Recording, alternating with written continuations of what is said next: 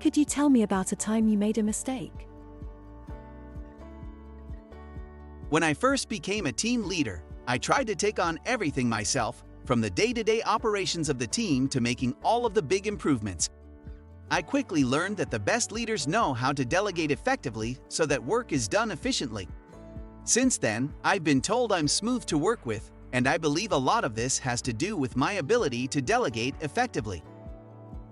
This answer demonstrates how the candidate is able to evaluate and learn from challenging work responsibilities.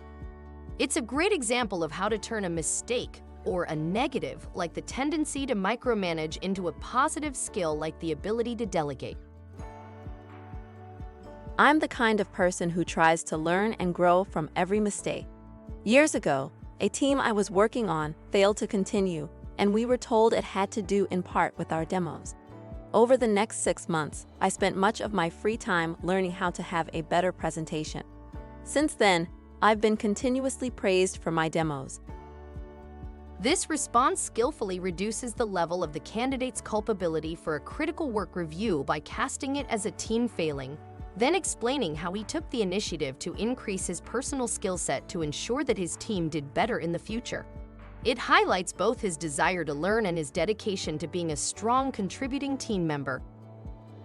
One thing I have learned from past mistakes is when to ask for help. I have learned that it is far better to ask for clarification and solve an issue right away than to be unsure. I know that your company emphasizes teamwork and the need to be in constant communication with one another, and I think my ability to ask and answer questions of my peers would help me fit in very well with your company culture. This answer subtly redirects the conversation from the focus on the candidate's earlier performance weaknesses to the needs of the employing company. It shows that the candidate has done his homework in defining the culture of the employer's workplace and proves how self-aware he is. He can offer them the desirable trait of open team communications. What not to say. Avoid self-deprecation. Everyone makes the occasional mistake at work. While you should own up to the fact that you've made errors in the past, keep the tone positive rather than apologetic. The most important strategy in answering this question is demonstrating that you've had the maturity to benefit from previous learning experiences and then to move on with increased wisdom and competency. Don't throw anyone under the bus. While it's fine to diffuse the negative impact of a previous mistake by casting it within a team context, don't throw individual shade on any of your previous team members. Instead, explain how you developed new ways to avert future errors. Don't claim perfection.